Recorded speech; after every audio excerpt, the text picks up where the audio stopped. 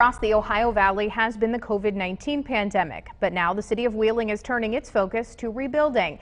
And that was Mayor Glenn Elliott's message at his annual State of the City address. There are many projects underway that he says will transform the city, and a lot of them wouldn't happen without several people who the mayor honored for their efforts in making sure the communities around us thrive. Any way you look at it, Wheeling right now is a city being rebuilt before our very eyes. The COVID-19 pandemic was tough on the city in personal loss and in economic impact. And Mayor Glenn Elliott recognized that to begin his State of the City address. In a community like Wheeling, there's probably no more than 3 degrees of separation between any of us. And so when a global pandemic began to strike a few of us, all of us inevitably felt it. But how do we move forward? In Wheeling, it seems that's through physical improvements.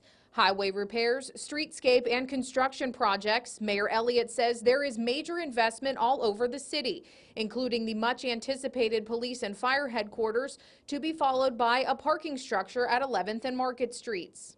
Combined, these public projects represent a combined investment of nearly $400 million into the greater Wheeling community. I challenge anyone to find a comparable period of critical public investments made locally in the last 100 years.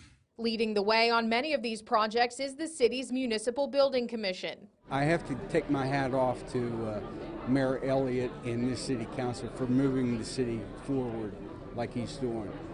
We're taking a lot of chance, but it's an exciting time for the city. Which includes this year's Gateway Award recipient, Mike Now. The most important thing to me was that I got to do something for 36 years that I love doing, and many people don't get a career like I've had. I've met so many wonderful people. Mayor Elliott says some projects were delayed due to the pandemic, but private investments like the Wheeling-Pittsburgh Steel Building are moving forward. And the landmark suspension bridge will also be rehabbed soon. Whether the bridge will reopen to traffic remains an open question about which I am sure there will be many conversations in the months and years ahead.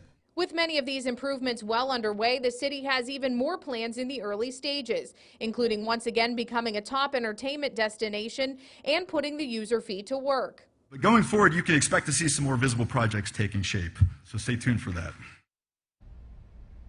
In his address, Mayor Elliott also honored several individuals for the contributions to the city and their commitment to improving the communities they live in. You can see the full list of those honorees and the work they do at WTRF.com.